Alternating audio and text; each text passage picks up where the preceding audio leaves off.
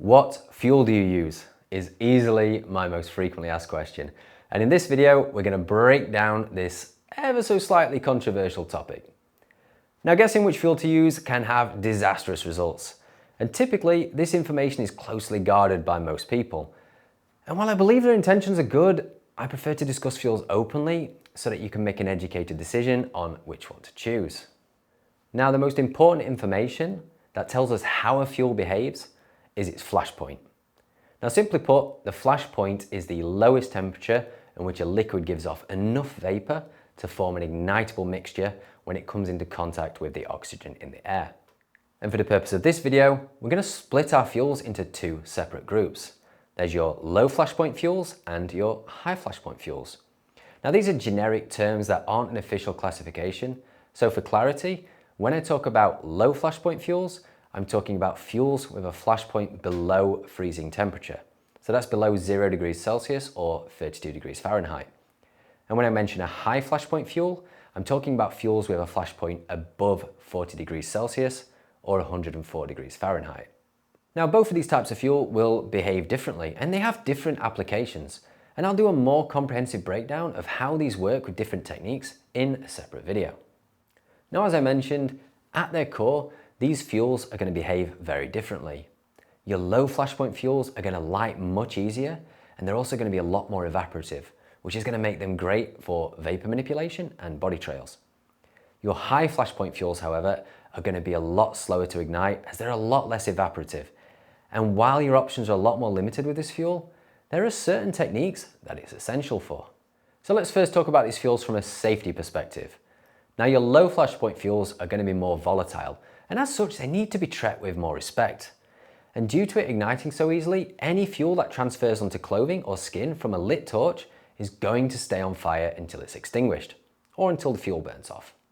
And also, accidental fuel transfers from an unlit torch can still ignite if it comes into contact with an ignition source.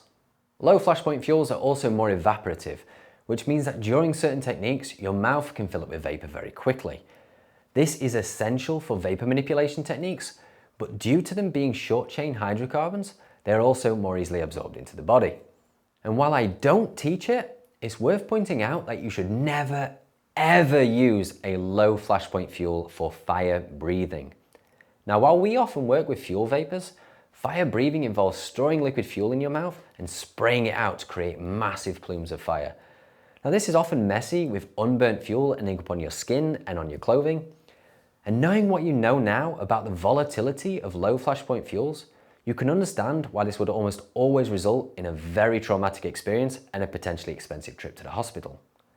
Consider yourself warned. So now let's move on to the higher flashpoint fuels.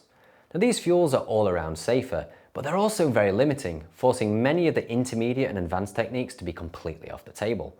However, they are much less volatile and evaporative, which makes them a great choice as a stepping stone for anyone who's new to fire manipulation. And due to it being much less evaporative, during a simple fire heat, the density of vapor in your mouth and therefore your fuel exposure is going to be significantly reduced.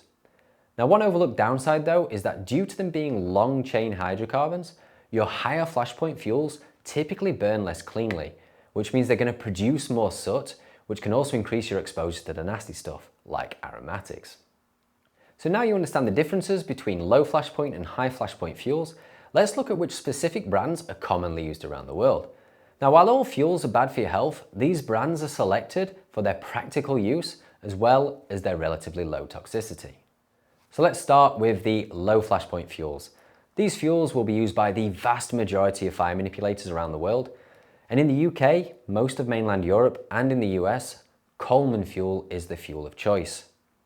Now, in the UK and Europe, you're going to find this in 1 litre plastic bottles, whereas in the US, you'll find it in 1 gallon metal containers. Coleman fuel can be a little harder to find in some countries in Europe, and in those cases, Primus power fuel can be a decent substitute. Be mindful though that while this fuel doesn't burn significantly hotter, it does feel hotter as the point of ignition sits closer to the skin. Now, in Australia or New Zealand, shellite is the go-to fuel. And shellite is known for producing beautiful big fuel trails due to it having a higher vapor pressure than Coleman fuel. For any countries where these fuels aren't available, Zippo or Ronsonol lighter fluid will also do the job. The downside to these fuels is that they're typically very expensive as they're sold in much smaller quantities. Countries where none of these fuels are available are going to have to get a little creative by comparing the safety data sheets of commonly used fuels with fuels that are locally available. And special attention should be paid towards the flashpoint and the vapor pressure. And while toxicity is more of a complex topic, looking for fuels with a low aromatic content of less than 2% is a good place to start. Now let's move on to the high flashpoint fuels. The gold standard for high flashpoint fuels are isopars, which are produced by a company called ExxonMobil. Now these burn much cleaner and have extremely low aromatic content, but the issue with them is that in many countries they're just really hard to get hold of. It is absolutely worth the effort if you can find them though. Outside of isopars, here's a few more commonly used high flashpoint fuels from around the world.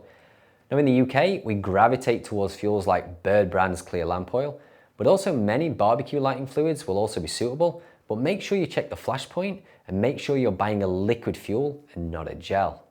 Now in the US, Lamplight Ultra Pure Lamp Oil is the go-to high flashpoint fuel, and it's also commonly used by most US-based fire breathers. And in Australia and New Zealand, isopars are more commonly used as they're easier to source. For the rest of the world, including mainland Europe, fuels are going to vary from country to country. But as a rule of thumb, looking for fuels that are food safe and have less than 2% aromatics is going to be a good starting point, providing they have that higher flash point. Now for me personally, for everything I do and most of what I teach, I'm going to be using the low flash point fuels like Coleman fuel.